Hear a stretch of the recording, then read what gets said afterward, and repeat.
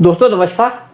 आज हम डिस्कस करेंगे जो यूएस का और सऊदी का न्यूक्लियर एग्रीमेंट है। यूएस ने जो एग्रीमेंट साइन किया है सऊदी के साथ, उनका पर्पस है कि सऊदी अपने रिलेशंस इजराइल के साथ नॉर्मलाइज करे। और सऊदी बहुत सालों से डिमांड कर रहा था यूएस से कि वो उनको न्यूक्लियर एनर्जी प्रोवाइड करे, लेकिन अमेरिका की कंडीशन थी कि आप पहले इजराइल को रिकॉग्नाइज करो।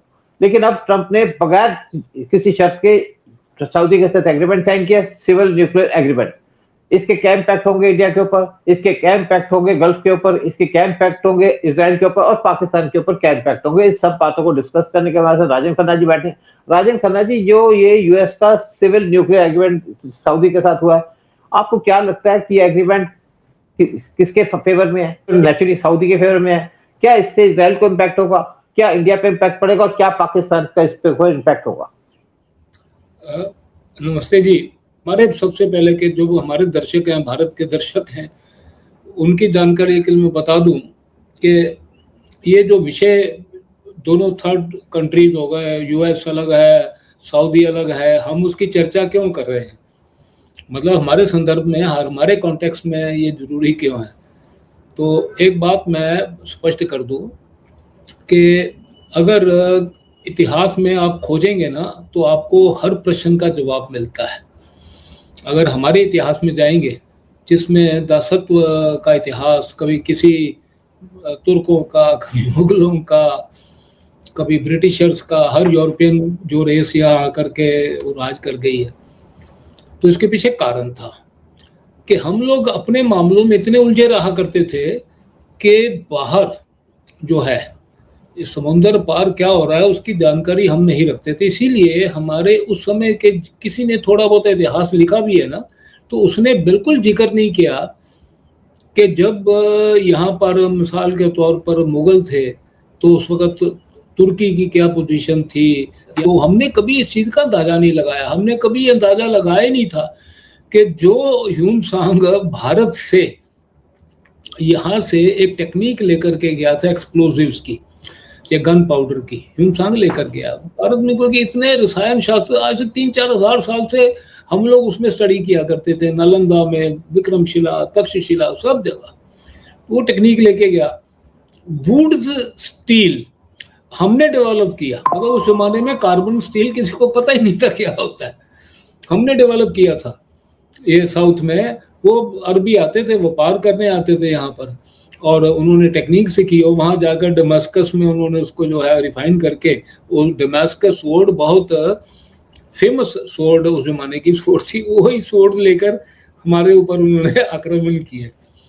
वही गन पाउडर लेकर बाबर ने हमारे ऊपर, भारत के ऊपर आक्रमण किया। पहली दफा भारत में जो इतिहास कह रहा है कि 1526 में पानीपत का जो युद्ध हुआ पहला, उसमें बाबर ने इब्राहिम लोदी के अगेंस्ट में ये गन्स जो है वो इस्तेमाल की थी। तो सारी बात का तात्पर्य क्या है, क्योंकि हमने इतिहास से जो सीखना वो ये सीखना कि हम यहाँ बैठे हैं और हमने नजर रखनी है पूरी दुनिया के ऊपर। ये तो बहुत बड़ी बात होगी ना, यूएस ईरान डील तो बहुत बड़ी है। ब्राजील में क्या हो रहा है, पेरू में क्या हो रहा है, अर्जेंटीना में क्या हो रहा है, इन चीजों पे हमें जो है पूरी पैनी नजर रखनी है।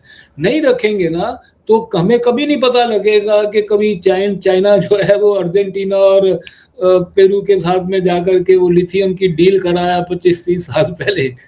हम तो अनजान बैठे हुए थे ना उस वक्त। आज हमारी इलेक्ट्रिकल व्हीकल्स के लिए लिथियम की बैटरियां नहीं है, ठीक है। ये मैं बात इसलिए कह रहा हूं कि ये बॉटम लाइन है मेरी सारी चर्चा की जो हम करने वाले हैं, कि बाहर की जो ताकतें हैं वो क्या कर रही हैं उन पर नजर रखना।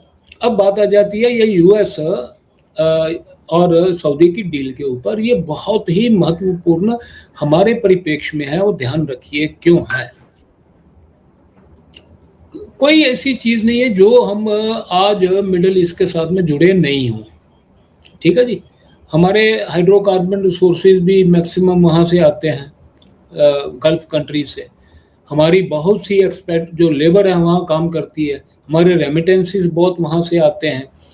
और इनडायरेक्टली हमारा आज सबसे बड़ा दुश्मन जो पाकिस्तान हमारे सिर पे चढ़ा रहता है, इसके भी उनके साथ में किसी ना किसी प्रकार के रिलेशन है। वो भी जो आज यूएस और जो सऊदी की डील हुई है उसमें भी बहुत महत्व की एक ये दृष्टिकोण, ये एंगल भी है कि अभी पाकिस्तान का उसमें रोल क्या है, या पाकिस्तान पे उसके पॉजिटिव इफेक्ट पड़ेंगे या नेगेटिव इफेक्ट पड़ेंगे।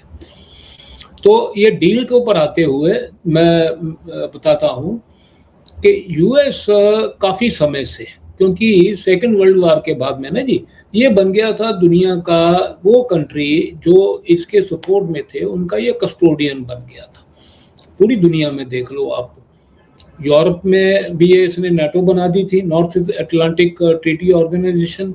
उसके बाद में ईस्ट में इसने जापान के को भी बोला था कि तुम अपना कोई भी जो है तुम्हारा वेपनाइजेशन प्रोग्राम नहीं करोगे, तुमको सिक्योरिटी अम्ब्रेला हम प्रोवाइड करेंगे। इन्होंने जापान को बोल दिया। फिर इन्होंने साउथ कोरिया के साथ भी वही काम किया यूएसए ने, ठीक है। अब हुआ यह है कि पिछले 8-10 सालों से बहुत से चेंजेस आए हैं। अरब में भी इन्होंने वही काम किया था सब जगह पे। एक सबसे बड़ा चेंज ये आया है कि यूएस ने एक चीज देखी है कि उसकी इकोनॉमी, ये जो इतने बड़े खर्चे डिफेंस के हैं, इसको सस्टेन करने के काबिल नहीं रही। तो उसने क्या किया, आप एक बात गौर करिए कि धीरे धीरे करके नेटो को भी उसने बोल दिया कि आप ये मत समझना कि आप आवाज दोगे हम पहुंच जाएंगे, नहीं। अगर नाटो को आपने चालू रखना है, लगातार नाटो जो है वो काम करे, तो नाटो के हर कंट्री को उसमें कंट्रीब्यूट करना पड़ेगा, तब नाटो चलेगी। ये बड़ा स्पष्ट उन्होंने कह दिया है, ये बातें पब्लिकली सबको पता है। नाटो को बोल दिया इन्होंने कि आप कंट्रीब्यूट करोगे तो ही नाटो चलेगी, आप ये मत सोचोगे हर टाइम पे यूएसए आ जाएगा, ठीक है। जापान को भी इन्होंने खुली छूट दे दी। अभी आप देखो, जापान को सेकंड वर्ल्ड वॉर के बाद जब जापान ने सरेंडर किया था, तो उनका सबसे पहले जो ट्रीटी हुई थी कि जापान कभी वेपनाइजेशन नहीं करेगा। आज उन्होंने जापान को बोल दिया कि देखिए भाई, हम नहीं अभी इतनी ताकत रखते कि आपके वो बुलावे पे बार बार आ जाएंगे। तो आपको चाइना के साथ बहुत बड़ा डिस्प्यूट है, वो हिस्टोरिकल, आज का नहीं है जापान का। अभी उनके सेनकाकू आइलैंड पे ये भी कहते हैं हमारा है, चाइना भी कहता है, रोज कुछ ना कुछ हुआ रहता है उनका। तो अभी जापान जो कह रहा है वो उसको अपनी, मेरे को खुद को मेरी डिफेंस तैयार करनी है। और अमेरिका ने वो ट्रीटी जो हुई थी सेकंड वर्ल्ड वॉर के बाद में, उसको उन्होंने छूट दे दी कि आप करिए, ठीक है। अब आ जाते हम अरब कंट्रीज पे। अरब कंट्री भी सारे इनको प्रोटेक्टोरेट थे। आप ध्यान करना, 1991 में जब इराक घुसा था कुवैत में, ठीक है, इनके सैटेलाइट आराम देख रहे थे कि इराक घुस रहा है, इन्होंने घुसने दिया उसको, घुस जाओ भाई। जब घुस गया, जब उसने जाके अंदर पूरी डिस्ट्रक्शन कर दी, तब इन्होंने शोर मचाना शुरू कर दिया। तब सऊदी को कह दिया, देख भैया, आज तो ये घुसा है कुवैत में, कल तेरे अंदर भी घुसेगा। तो उसने कहा ठीक है माई बाप, आप आइए, आप बचाइए। तो शर्त रख दी उनके ऊपर तो ठीक है, हमारे ट्रूप्स भेजेंगे यहाँ पे, हमारी नेवल फोर्सेस भी हम भेजेंगे, लेकिन वो उसका जो पूरा वार एक्सपेंसेस होगा उसकी आपके ऊपर इनवॉइसिंग होगी, पैसा आपको देना है, ठीक है। पैसा लिया इन्होंने बाद में उनसे पूरा। 1991 में जब इन्होंने इराक के ऊपर हमला किया था, तो उसकी पूरी वॉर की कॉस्ट इन्होंने सऊदी से रिकवर की है, यूएस ने, ठीक है। अब ये जो सारी बातें वहां पर इन्होंने अपनी प्रोटेक्टोरेट वहां बना रखा था, वो अब धीरे धीरे करके कई कारणों से इनकी ग्रिप वहां कमजोर होती जा रही है। एक तो जैसे मैंने बताया कि इनकी इकोनॉमी जो है अब ये सस्टेन नहीं कर सकती है, बहुत ज्यादा खर्चा। दूसरी बात ये हुई कि जो अभी आपके हाल ही में ईरान के साथ में इनका जो युद्ध हुआ है ना जी, यूएसए का, तो ये देखिए, हमने एक शो किया था जब ये शुरू हुआ था फरवरी में मामला, तो मैंने उस वक्त भी कह दिया था ये बात, वो अगर वीडियो निकालेंगे कि ये सारी जो बात होने वाली है युद्ध में, उसका इम्पैक्ट ये होगा, ईरान तबाह होगा। ईरान हो गया, ठीक है। ईरान के जो रोग एलिमेंट्स हैं, जो उनकी IRGC है, उसके हाथ में सत्ता चली जाएगी, वो हो गया। उस वक्त भी मैंने ये कह दिया था कि उनके हाथ में जाएगी तो जो कमांडर जहां बैठा है वो हथियार उसके हैं, वो जैसे ही चाहे यूज करे। पूरी स्क्रिप्ट वैसे हुई है जो प्रोडिक्ट किया था। और दूसरा हमने कहा था कि इसके थ्रू, ईरान के थ्रू पूरी गल्फ स्टेट्स को वो तबाह करवाएगा, जो यूएसए चाहता है। वही हुआ कि ईरान की पहुंच यूएसए तक तो है नहीं, तो उसकी पहुंच कहाँ थी, जहाँ पर यूएसए के अड्डे थे, जहाँ पर उसके मिलिट्री जो कमांड सेंटर थे वहाँ थे, वहाँ उन्होंने पूरे उनके जो है वो किए, तबाह किए। जितनी इनकी ऑयल जो है इनकी एसेट्स थी, वो कतर की हो, कुवैत की हो, यूएई की हो, सऊदी की हो, उनको थ्रेट किया ईरान ने। अच्छा, ये सारी बातें जब हो रही थी तो उसके बीच में एक वो कहते हैं कि जैसे दो बंदरों की लड़ाई में बिल्ली, तो ये बिल्ली बना करके पाकिस्तान को भी ले आए ये सारे चक्कर में। अब पाकिस्तान का देखिए जो संदर्भ में जिसमें हमें बहुत ज़्यादा हमारा एंगल जुड़ा हुआ ये है कि जब पाकिस्तान ने अपना न्यूक्लियर प्रोग्राम बनाना शुरू किया था, लेकिन पाकिस्तान के पास फंड नहीं थे, ठीक है। उस वक्त जुल्फिकार अली भुट्टो ने, बाद में जनरल जिया ने, इन्होंने एक पैक्ट किया था सऊदी के साथ में। उन्होंने कहा था कि आउट ऑफ 55 इस्लामिक कंट्रीज हम पहले इस्लामी कंट्री हैं जो अपना न्यूक्लियर वेपनाइज कर रहे हैं, तो ये एक इस्लामी दुनिया का पहला बम होगा, ठीक है। उस वक्त उन्होंने एक फेमसली कहा था क्रिश्चियनों के पास अपना बम है, ठीक है, हिंदुओं के पास अपना बम है, तो मुसलमानों के पास में अपना बम नहीं है, तो ये मुसलमान जो है वो उसको पाकिस्तान का बम ना हो करके इस्लामिक वर्ल्ड का बम प्रोजेक्ट किया था। और उसकी फंड रोलिंग मेजरली जो की थी, पहली स्टेज में सऊदी अरेबिया ने की थी, सेकंड स्टेज में AQ खान ने वो जगह जगह जाके माल बेचना शुरू कर दिया। उसने लीबिया को बेचा, उसने नॉर्थ कोरिया को बेचा, ठीक है, उसने इवन ईरान को भी बेचा। और बाद में इन्होंने क्या किया कि वो पैसा तो सारा फंड जो स्टेट के पास आता है ना जी, वो फंड कोई उसकी जेब में नहीं गया था, AQ खान की जेब में पैसा नहीं गया था, ध्यान रखना। पैसा गया था पूरे का पूरा पाकिस्तान के न्यूक्लियर आर्सेनल को डेवलप और अपग्रेड करने में, जो यहाँ इन्होंने लिया। लेकिन इंटरनेशनल ये बैकलैश इनके ऊपर ना हो, इसके लिए पूरे का पूरा इन्होंने ठीकरा फोड़ दिया AQ खान के ऊपर। एक इन्होंने स्टेटमेंट दिलवा दी AQ खान से, उस वक्त जनरल मुशर्रफ था, कि भैया तू एक काम कर, यू सारी रिस्पॉन्सिबिलिटी तो अपने ऊपर ले ले मुल्क की खातिर, और बोल दे कि मैंने किया तो मुल्क ने था ना जी। कोई देखिए कि वो उसके घर का थोड़े था, वो तो ही वाज एक्चुअली तो मेटलर्जिस्ट था, वो तो न्यूक्लियर साइंटिस्ट था भी नहीं, ठीक है वो। लेकिन बहुत बड़ा चोर था, बहुत बड़ा वो कॉन्स्पिरेटर था, ये उसकी स्पेशलिटी थी। इतना काम था उसका, उसने सब जगह से दुनिया भर से टेक्नोलॉजी, हॉलैंड की यहाँ से उसने सेंट्रीफ्यूजेस की टेक्नोलॉजी चुराई, बाकी यूरोप के बाजारों से उसने जो भी उसको पार्ट्स चाहिए थे वो लिए। डिलीवरी मैकेनिज्म इन्होंने बार्टर किया नॉर्थ कोरिया के साथ में। ये सारी चीजें जो थी, ये कोई पर्सनल प्रोजेक्ट नहीं था AQ खान का, AQ खान तो उसमें कौन था, ये तो स्टेट ऑफ पाकिस्तान का प्रोजेक्ट था पूरे का पूरा, जो बाद में अपने आप को बचाने के लिए इन्होंने पूरे का पूरा उसकी जो ओनरशिप है वो दे दी AQ खान को। उसने कहा ठीक है मुल्क के लिए मैं लेता हूँ। ये सारी इनकी स्टोरी थी। उस समय पूरी फंडिंग जो थी इसकी मैक्सिमम सऊदी अरेबिया लेजिटिमेटली, मतलब बाकी लोगों ने तो क्या सीक्रेट इनसे लिया और पैसा दिया उनको कैश में। सऊदी अरेबिया ने इनको जो पैसा फंड रोलिंग की जी, वो पूरी की पूरी बैंक रोलिंग थी। इसीलिए ख्याल करना आपका कि उनका इतना बड़ा क्लाउड रहता था पाकिस्तानी सरकार के ऊपर कि जब नवाज शरीफ 1999 में उसको इसने कू कर दी, मुशर्रफ ने उसको सत्ता से बाहर कर दिया, तो ये उसको फांसी देने वाला था, ये पूरे परिवार को फांसी होने वाली थी, ठीक है। अब कैसे बच गया वो सऊदी में उसके कांटेक्ट थे, ठीक है। और उस वक्त प्रिंस सलमान जो भी इस वक्त हेल्म ऑफ अफेयर पे है, उसके फादर थे, उन्होंने उससे बात की, उन्होंने कहा ठीक है मैं बीच बचाव करता हूँ। तो उसने मुशर्रफ को मना लिया कि एक काम करो भैया कि इनको आपने पावर से तो बाहर कर दिया है, इनको एसाइलम हम यहाँ पर देंगे, क्योंकि हमारे पुराने तलकात क्या थे, यही थे कि जो इनका न्यूक्लियर प्रोग्राम था उसकी फंड रोलिंग पूरी सऊदी करता था। और ये बात तय थी उस वक्त कि अगर ईरान जो है वो अपना बम बना लेता है तो तुरंत बनाया जो बम है ये पाकिस्तान सऊदी अरेबिया को दे देगा। ये बात उस वक्त इनकी आपस में अंडरस्टैंडिंग थी। अब क्या हुआ कि ये, और अब जो मैंने बात की थी ना कि जी क्यों पाकिस्तान बीच में इनकी बंदरों की लड़ाई में आया है, उसमें एक पिछले साल ये हमने बड़ी चर्चा की इस बात की कि एक अलायंस हुआ पाकिस्तान का और सऊदी अरेबिया का। यूएस में एक इनका जो लॉ है ना जी, वो है एक, उसको कहते हैं फ्रेमवर्क है 123 यूएसए का। वो 123 फ्रेमवर्क के अंतर्गत ये लोग सिविल न्यूक्लियर जो इनकी टेक्नोलॉजी है ये ट्रांसफर कर सकते हैं दूसरे देशों को। अब ये जो पर्टिकुलर, ये हम इस एग्रीमेंट की बात कर रहे हैं जो इनकी डील हुई है, तो ये हुआ है अंडर फ्रेमवर्क 123 जो यूएसए का कानून है।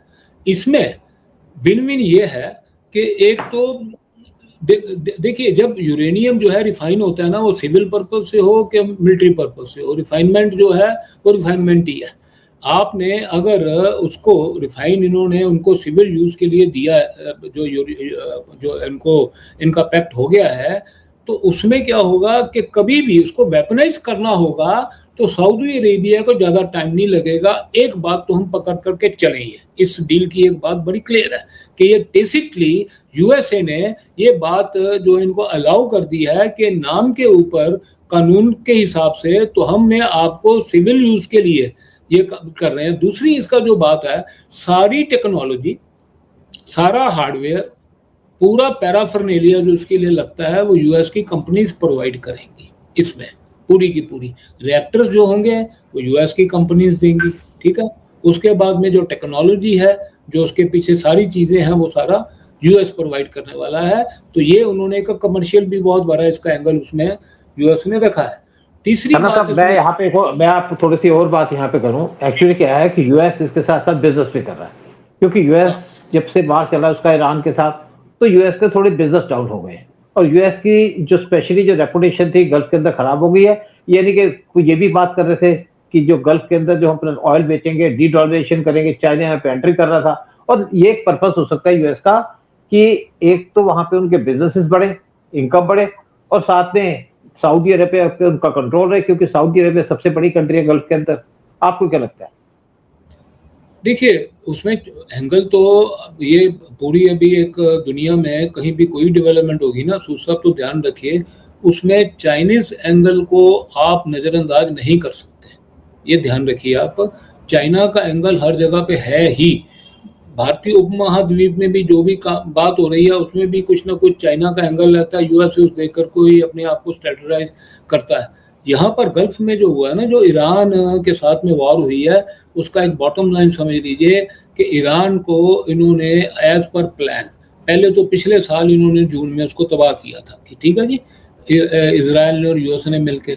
ये बात फरवरी के शुरुआत में, जब आप इससे अंदाजा लगा लो कि उनका कौन सा लीडर कहाँ बैठा है, उसकी इंफॉर्मेशन अगर इनके पास थी और उन्होंने पिन पॉइंट एक्यूरेसी के साथ में उसको मार दिया, ठीक है, खमेनाई तक को मार दिया, ठीक है, तो इनके पास में कितनी बड़ी इंफॉर्मेशन थी, ईरान के पास क्या है, उस सारी चीज़ों के बारे में, तो इन्होंने मैक्सिमम चीज़ें उनकी तबाह कर दी थी।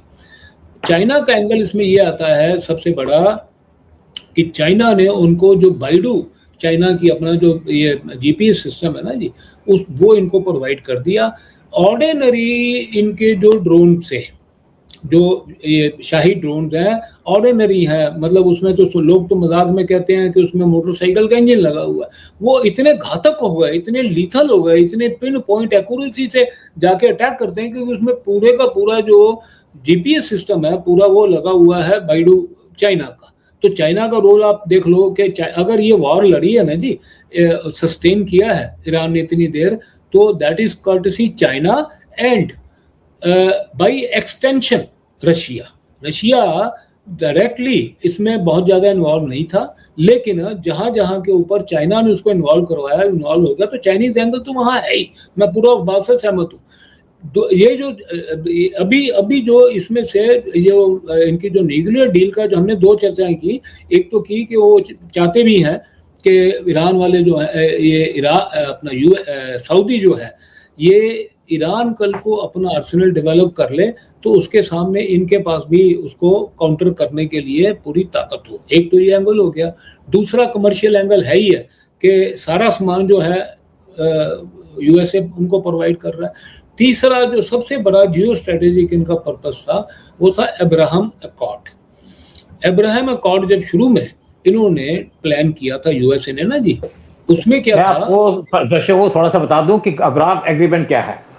5 सितंबर 2020 को अब्राहम एग्रीमेंट साइन किया गया था यूएई और इजराइल के बीच में, जिसकी वजह से यूएई ने इजराइल को रिकॉग्नाइज किया। उसके साथ दूसरी कंट्री थी बहरीन और मोरक्को, उन्होंने भी इजराइल को रिकॉग्नाइज किया था। और यूएस ये भी चाहता था कि सऊदी भी रिकॉग्नाइज करे इजराइल को, लेकिन सऊदी किस न किस तरीके से बच गया। और यूएस का ये भी एक पर्पस है इस डील का कि सऊदी इजराइल को रिकॉग्नाइज करे, ताकि यहाँ पे जो मतलब एक टू नेशन थ्योरी, एक तरफ पैलेस्टाइन और इजराइल, उसके एग्जिस्टेंस की बात हो। लेकिन ये जो डील साइन की गई उसके अंदर अभी तक यूएस ने ये नहीं कहा सऊदी से कि तुम रिकॉग्नाइज करो। सऊदी बहुत देर से यूएस से कह रहा था कि nuclear civil nuclear agreement sign करो, लेकिन यूएस कह रहा था कि पहले आप इजराइल को रिकॉग्नाइज करो। लेकिन अब ट्रंप ने इसको न्यूक्लियर तो दे दिया, लेकिन उस एग्रीमेंट की बात इन्होंने अभी नहीं की। लगता है कि बहुत जल्दी ये भी एग्रीमेंट हो जाएगा। तो मैं एग्रीमेंट के बारे में लोगों को बताना चाह रहा था इसकी क्या एग्रीमेंट है। बिल्कुल जी, देखिए ये शर्त तय है यूएसए के नेगोशिएटर्स में। जब ये एग्रीमेंट की साइनिंग की बात हुई थी ना, पहले शर्त हो गई थी कि आप अब्राहम अकॉर्ड का हिस्सा बन जाओगे। जैसे आपने बताया ना कि यूएई बन चुका है, बहरीन बन चुका है, मोरक्को बन चुका है, तो सऊदी बन गया तो बहुत बड़ी बात है, क्योंकि सऊदी जो है ये आज मुस्लिम वर्ल्ड का लीडर है। तो सऊदी ने अगर इजराइल को रिकॉग्नाइज, देखो अब्राहम अकॉर्ड जब हो गया तो मतलब रिकॉग्नाइज कर लिया ना इसने। तो इनकी कोशिश पहले ये भी थी कि पाकिस्तान भी रिकॉग्नाइज कर ले इजराइल को। पता है आपको, पाकिस्तान के पासपोर्ट के ऊपर लिखा होता है नॉट वैलिड फॉर इजराइल। तो पाकिस्तान के अंदर से आईएसआई वालों ने उनको बोला कि गलती से भी ये सुसाइडल काम मत कर लेना, गलती से भी, क्योंकि अगर आपने ये एक्सेप्ट कर लिया, क्योंकि देखिए आज मुनीर है और शरीफ है, ये दोनों तो पिट्ठू है ना ट्रंप के। वो कहता है खड़े हो जा, बैठ जा, ये दोनों उसके पपेट्स हैं। उनको अंदर से आईएसआई ने कह दिया गलत बात, जो काम कर रहे हो ना तुम, जाकर के वहां पर मिनरल बेच रहे हो बेचो, ठीक है, पसली पोर्ट दे रहे हो दे दो, ये काम करोगे कोई दिक्कत नहीं है। मगर अगर आपने इजराइल को जो है एक्नॉलेज कर लिया, इजराइल को मान्यता दे दी, तो पाकिस्तान में आग लग जाएगी। क्योंकि पाकिस्तान का जो एग्जिस्टेंस है ना जी, जो फंडामेंटलिज्म की जो एग्जिस्टेंस है, वो एग्जिस्टेंस जिसके ऊपर पाकिस्तान जिंदा है, सांस लेता है, ऑक्सीजन मांग रहा वो पाकिस्तान की। तो वो जितने भी मदरसे वाले, जितने भी मकतबे वाले, जितने भी जमात इस्लामी की पार्टी वाले, ये तो तैयार बैठे थे, इन्होंने आग लगा देनी। तो इसके लिए पाकिस्तान तो किसी भी सूरत में इजराइल को एक्नॉलेज नहीं करेगा, उसको मान्यता नहीं देगा, ये बात तय है। मगर ये जैसे हमने डिस्कस किया कि ये तो सऊदी के साथ में तो हो जाना है। और इसका एक जो डायमेंशन आने वाले टाइम पे देखने वाला है, वो ध्यान करिए आप कि अभी तक तो स्ट्रेट ऑफ हॉर्मुज के ऊपर इन्होंने न्यूजेंस वैल्यू ओपनिंग करके रखी हुई थी ईरान ने, ठीक है। आप अगर नक्शा देखेंगे ना जी ये अरेबियन पेनिनसुला का, तो आप देखेंगे कि अगर हम वेस्ट से देखेंगे ना, तो ऊपर से देखेंगे आप सीरिया, नीचे जॉर्डन, और उसके बाद में इराक, इधर सऊदी अरेबिया जो है ना, वो दोनों साइड में लगता है।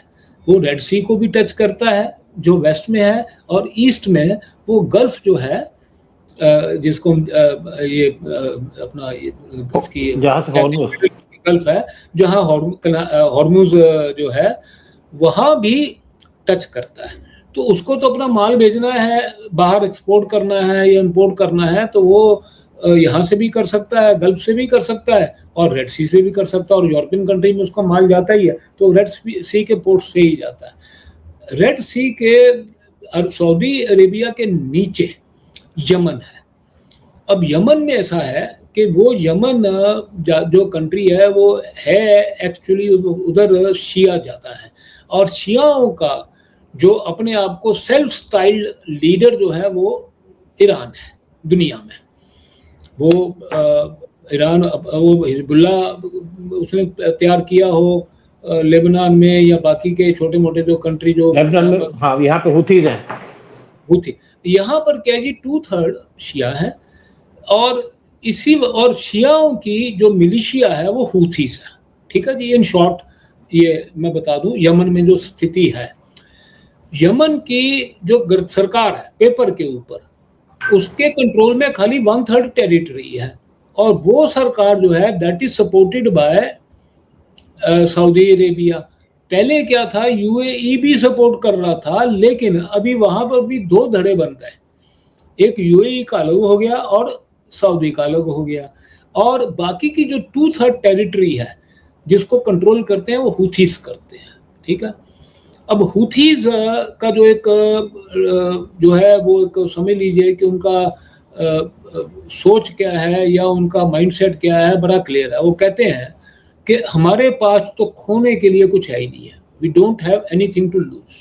ठीक है, क्योंकि वहां पर साहब एक और थोड़ी सी मैं बात कहूंगा, आप तो काफी नॉलेज रखते हैं, लेकिन यहाँ पे एक बात कहूंगा, हूथीज के बारे में कहा जाता है सबसे स्ट्रॉन्ग फाइटर्स हैं, बहुत स्ट्रॉन्ग फाइटर्स हैं वो। बिल्कुल है, उसका मैं कारण बताता हूँ कि उनके पास में हूथीस जो है ना जी, ये क्या कह रहे हैं कि आप अगर यमन का पूरा टोपोग्राफी स्टडी करोगे ना तो 3 फ्लोर की बिल्डिंग आपको दिखेगी नहीं वहां पे यमन में। ठीक है, मल्टी स्टोरी तो बात ही छोड़ दीजिए, बेड़ा गर्क पूरे कंट्री का पहले से हुआ था। रहा सहा बेड़ा गर्क जो है इसने ईरान ने हूथीस क्रिएट करवा दिया।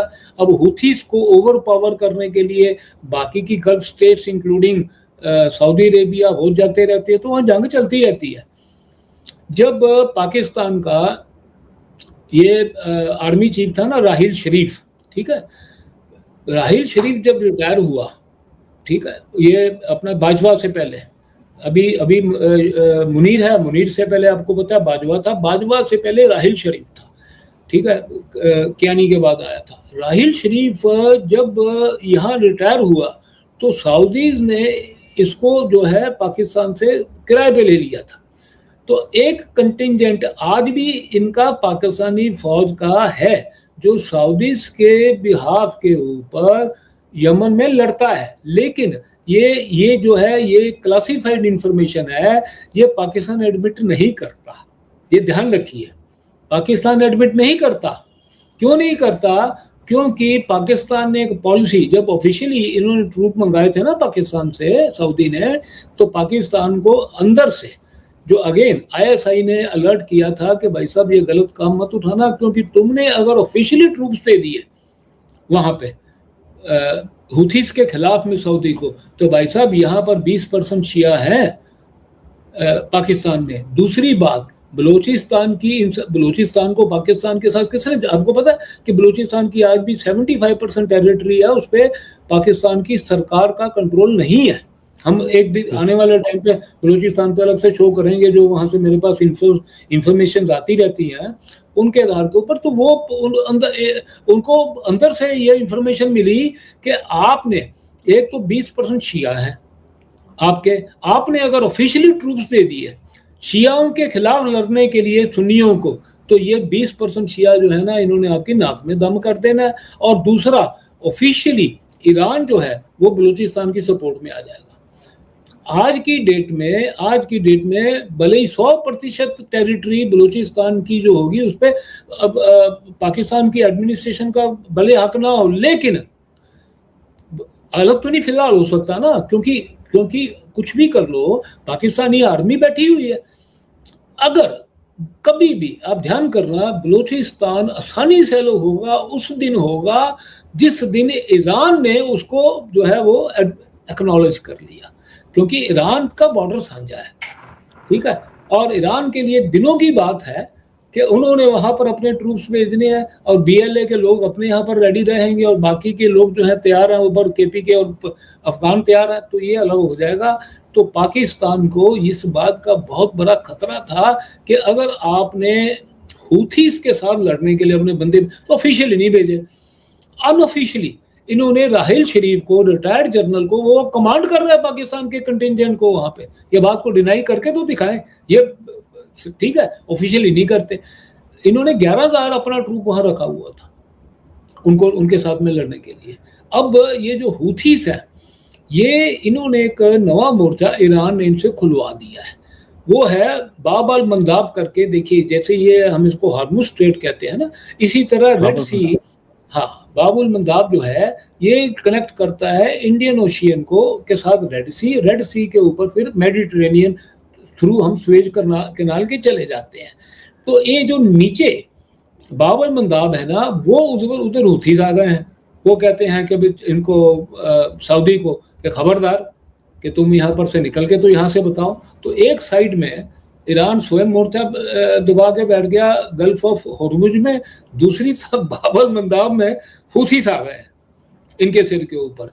तो और सबसे बड़ी बात कि यूएसए ने खुद कह दिया कि भाई मैं तो भी हाथ जोड़ो, मेरे पास अभी इतना वो पैसा वैसा नहीं है कि मैं हर टाइम पे आपको आता जाऊं, तो आप एक काम करो, सब अपने अपने तरीके से जो आपने करना कर लो।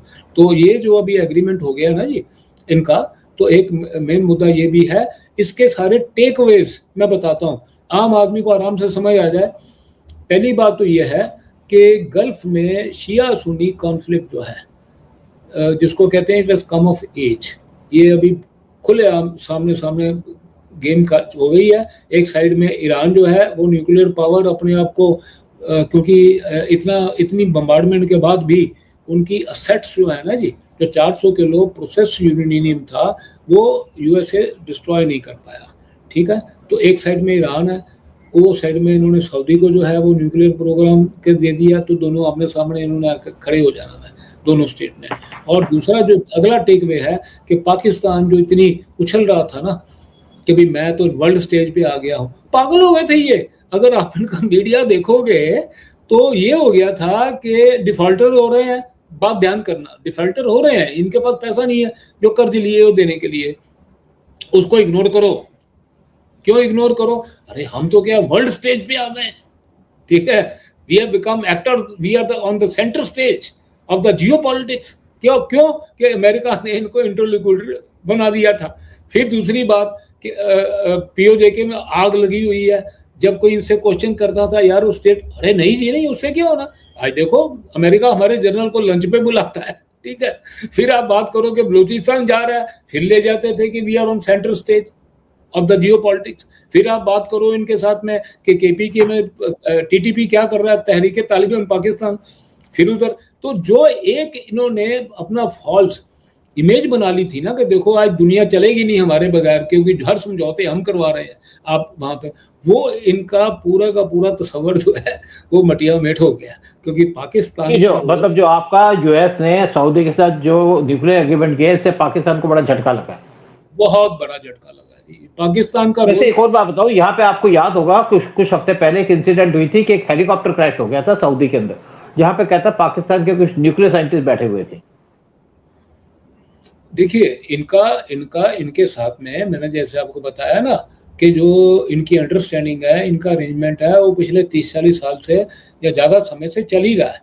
क्योंकि ये पूरे का पूरा मैंने तो बताया आपको कि जो बात होती थी जिसमें पाकिस्तान के उस वक़्त के हुक्मरान हैं नहीं मानते थे, सऊदी आकर के मना के देता था, क्योंकि बहुत बड़ी लेवरेज है सऊदी के इनके ऊपर।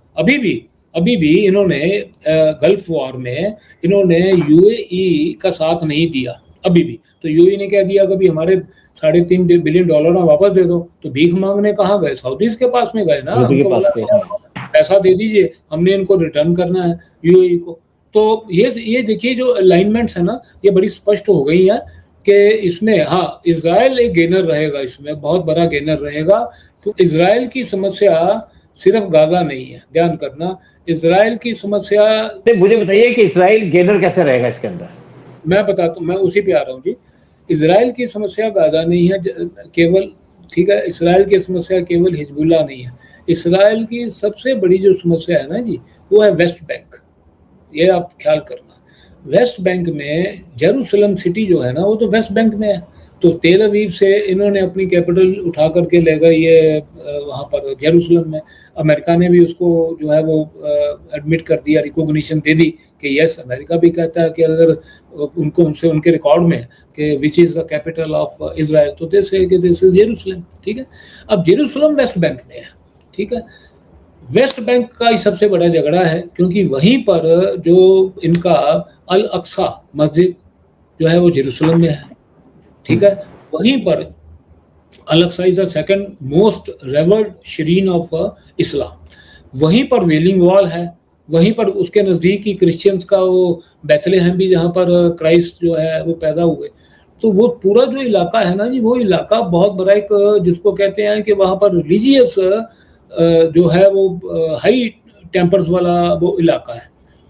वहाँ पर अगर ये इन्होंने एडमिट कर लिया, जैसे यूएई ने कर लिया, बहरीन ने कर लिया, मोरक्को ने कर लिया, सऊदी अरेबिया भी एक्नॉलेज कर रहा है, रिकॉग्नाइज कर रहा है ना जी, अगर इजराइल को कि अब्राहम अकॉर्ड साइन कर दिया तो इन्होंने उसको जो है वो रिकॉग्नाइज कर लिया, तो सबसे बड़ी समस्या इजराइल की वहाँ पर समाप्त हो जाती है, वेस्ट बैंक की, अगर सऊदी कर लेता है तो।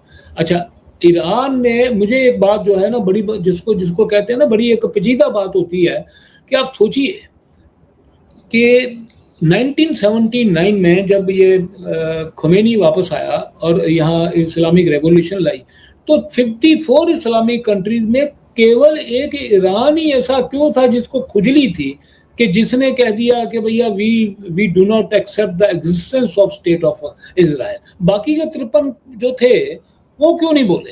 ईरान ही क्यों बोल रहा है तब से लेकर आज दिन तक? वही पंगे डाल रहा है, उसने अपने आप को तबाह करवा लिया, उसने सैंक्शन लगवा लिए।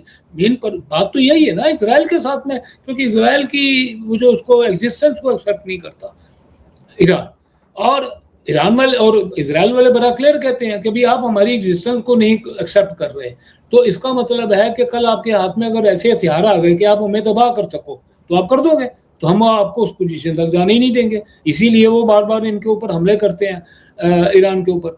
तो ये सारी स्थिति में ये क्वेश्चन आ जाती है कि काफ़ी बड़ा अरब का जो ब्लॉक है वो अगर इजराइल के साथ में आता है या न्यूट्रल हो जाता है, तो इजराइल को उसका बहुत बड़ा एक बेनिफिट हो रहा है। टेक अवेज में यही है कि इसमें देखो, ये जो है अमेरिकन लोग हैं, ये व्यापारी हैं, ठीक है, उनको पैसा मिल जाना, ठीक है, 25-50 बिलियन डॉलर मिल जाएंगे इनको, वो जब ये करवा के देंगे। क्योंकि सऊदी कहता है कि मैं अपना तेल जला करके अगर मैं बिजली पैदा कर रहा हूँ तो वो मैं तेल एक्सपोर्ट के लिए रखूंगा, मैं पैसे बनाऊंगा, और वो पैसा अगर वो इनको दे भी देता है यूएसए को तो उसको कोई फर्क नहीं है। तो यूएसए कमर्शियल टर्म्स में वो विन विन में है। सऊदी इसलिए विन विन में है कि उसके पास अपना न्यूक्लियर जो प्रोग्राम बन जाता है। इसमें ईरान जो ये है अपने इजराइल इसलिए विन विन पोजीशन में है कि उसको जो है लोग रिकॉग्नाइज करेंगे, ठीक है। और नुकसान इसमें मैंने जैसे आपको बताया बहुत बड़ा पाकिस्तान का है, क्योंकि ये फजूल का उछल रहा था, इसकी जो एक अहमियत थी, इसकी जो उसमें यूटिलिटी थी ये पूरी गेम में, वो यूटिलिटी धीरे धीरे खत्म हो गई। अच्छा, मैं एक और बात कहूँगा यहाँ पे कि 2018 में क्राउन प्रिंस ने कहा था कि यूएस से कहा था कि आप हमें न्यूक्लियर बम दे दो, न्यूक्लियर पैक कर लो हमारे साथ, क्योंकि ईरान इस टाइम पे न्यूक्लियर बम बना रहा है, तो हमें भी परमिशन होनी चाहिए। साथ में इस पैक्ट के अंदर ये भी है जो यूएस ने किया है ईरान सऊदी के साथ, कि वो यूरेनियम को एनरिच कर सकता है सिविल पर्पस के लिए। तो बाद में अगर आपका ये एनरिच करेगा तो उसको बाद में चेंज भी कर सकता है। और एक और बात यहाँ पे आती है कि 2009 में एक न्यूक्लियर कॉपरेशन एग्रीमेंट साइन किया गया था यूएई और यूएस के बीच में, जिसके अंदर उसको डेवलप करने, मतलब ये आपका यूरेनियम को एनरिच करने की परमिशन नहीं थी, लेकिन उसके अंदर था कि स्ट्रिक्ट इंस्पेक्शन किया जाएगा इंटरनेशनल एटॉमिक एनर्जी आईएईई के द्वारा। लेकिन जहां तक सऊदी की बात करो, यहाँ पे तो ऐसी कोई बात नहीं है कि आईएईई की बात भी नहीं की गई।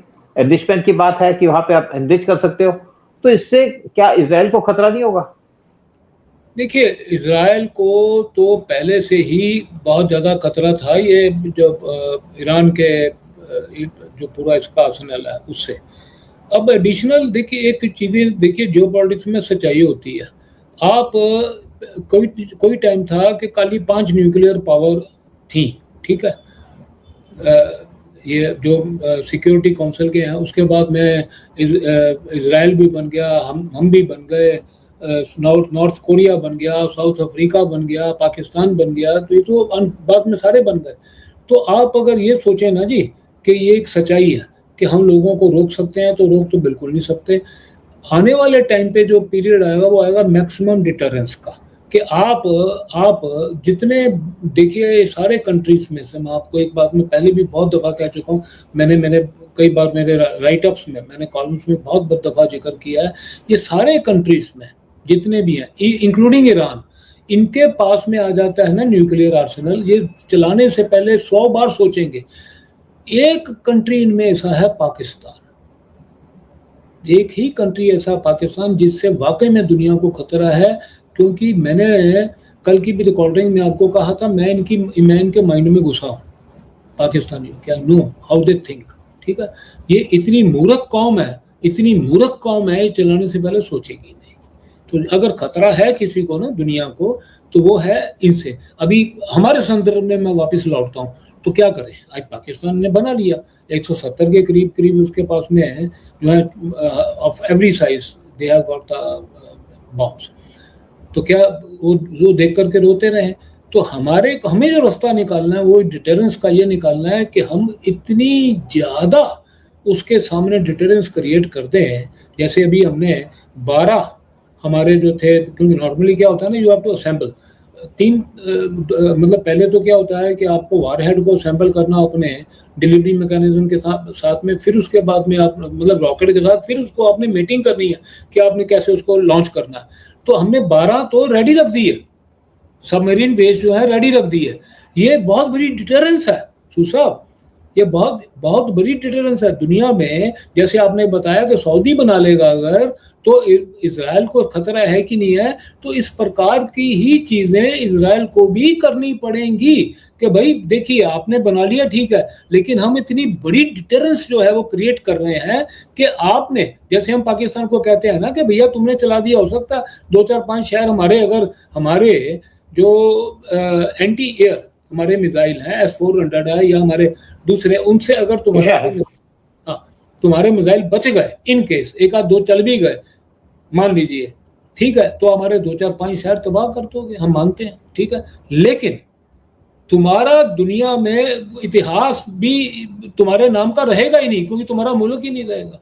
तो ऐसी ही स्थिति जो राइटियस कंट्रीज है ना जी, जो अच्छे हैं, जिन्होंने अपनी डिटरेंस के लिए बनाया, उनको मैसेज देना ही पड़ेगा दूसरे कंट्रीज को। कल को अगर ईरान ने भी बना लिया तो इजराइल को मैसेज देना ही पड़ेगा कि भाई साहब एक बात समझ ले, तुमने चलाया, तुम्हारा आयरन डोम हम कोशिश ये करेंगे पूरी का पूरा कि तो उसको रोक लें, नहीं रुका, एक आध शहर अगर ले गया तो फिर ये भूल जाना कि तुम्हारी 10 करोड़ जो पॉपुलेशन है ना, वो इतिहास में भी नाम नहीं होगा उनका कहाँ है। तो ये दिस इज रियलिटी सर, सच्चाई है, कैसे मुंह मोड़ सकते हैं? हाँ बिल्कुल, देखिए रिसेंटली पाकिस्तान के जो फॉर्मर एम्बेसडर थे, हाई कमिश्नर थे इंडिया के अंदर, बसीत जिनका नाम है, उन्होंने कहा अगर अमेरिका हमारे पे अटैक करता है, वो एंटिसिपेट कर रहे थे, तो हम इंडिया की 2 सिटीज पे अटैक कर देंगे, दिल्ली और मुंबई के ऊपर। तो पाकिस्तान तो इस टाइप के स्टेटमेंट देता ही है। फिर सऊदी ने ये भी कहा, एक्चुअली देखिए पीछे वार चल रहा था सऊदी का यूएस का ईरान के साथ, तो सऊदी ने यूएस को मना कर दिया था कि आप हमारी एयर स्पेस को यूज नहीं कर सकते। तो ये भी एक रीजन है कि यूएस इस टाइम पे सऊदी को प्लीज करने की कोशिश कर रहा है कि हम तुम्हें सिविल न्यूक्लियर वो दे रहे हैं, यहाँ पे परमिशन दे रहे हैं, तो आप इसीलिए कि ताकि सऊदी उनके कंट्रोल में रहे। और एक ये भी बात आ रही थी कि यहाँ पे चाइना भी कोशिश कर रहा था कि सऊदी के अंदर उनका सिविल न्यूक्लियर ये जो आपका सिस्टम को एनर्जाइज करने के लिए, तो अमेरिका ने इसलिए इसको जानबूझ के सऊदी को अपनी तरफ रखने के लिए उनको परमिशन दे दी है कि आप अपना न्यूक्लियर डील उनके साथ साइन कर लिया है, ताकि आप सिविल न्यूक्लियर डील के साथ साथ आप हमारे कब्जे में रहे, कंट्रोल में रहे। और वैसे भी एक और बात आती है कि यहाँ पे जो बहुत सालों से जो वार चल रहा था जब यूएस और ईरान का, तो जितनी भी गल्फ की कंट्री थी यूएस से ना आई थी कि आप हमको प्रोटेक्ट नहीं कर पाई। तो उसके चक्कर में भी इस टाइम पे जो इस डील की है, न्यूक्लियर डील की है, वो भी एक पर्पज हो सकता है यूएस का, ताकि यूएस और गल्फ कंट्रीज उनके ऊपर भरोसा करें, उनके साथ रहें, उनके साथ मिलकर रहें। आप इस पर क्या कहेंगे? देखिए, मैंने आपको तो जिस बात से शुरू की थी ना, वही बात आ गई है कि इन्होंने जो यूएसए ने क्लियर कर दिया सबसे, जो भी जितनी भी इनकी प्रोटेक्टिव रेट थी। अभी बीच में ऐसा सुनने में आया था कि यूक्रेन और रशिया की वॉर चल रही है ना, तो अभी कोई कंट्री नाटो के हैं, उसके थोड़ा सा रशिया जो है उंगली देने के लिए वहाँ जाएगा। तो इन्होंने स्पष्ट कर दिया था कि भैया आप अपना तरीका बना लो, क्योंकि अभी हमारे पास में उतनी ताकत ही नहीं है कि हम फंडिंग करें आकर के। देखो वही चीज़ मैंने जैसे बताया, देखिए ताइवान एक बात आप ध्यान रखना कि ताइवान कभी भी चाइना ले जाएगा एनी टाइम, ठीक है जी।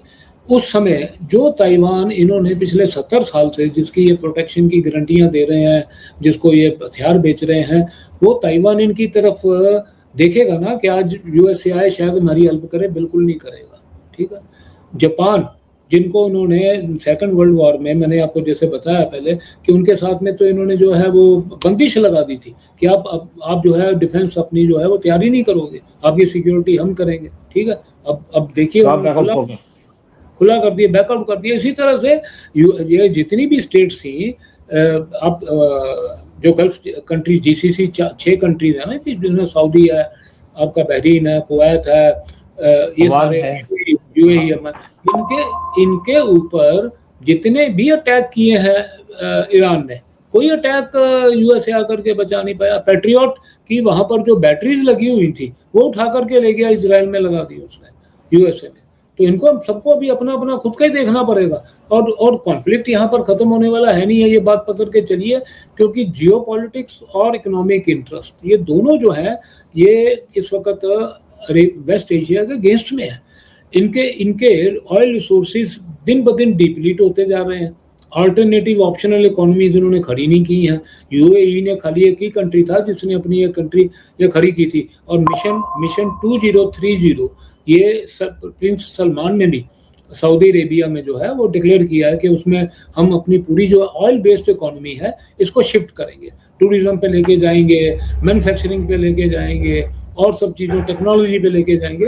ये खाली पेपर में बात रह जानी है, नहीं होना इनका आगे काम। नहीं हो नहीं, वैसे तो फेल हो गया, उसका प्लान तो फेल हो चुका है। चलिए प्रोग्राम यही खत्म करते हैं। फिर आपसे भी रिक्वेस्ट करते हैं कि चैनल को सब्सक्राइब कीजिएगा, वीडियो को शेयर कीजिएगा और अपने व्यूज दीजिएगा, आपको क्या लगता है, क्योंकि बड़ी इंटरेस्टिंग डिबेट थी, स्पेशली जो यूएस और सऊदी का एक सिविल न्यूक्लियर एग्रीमेंट थी।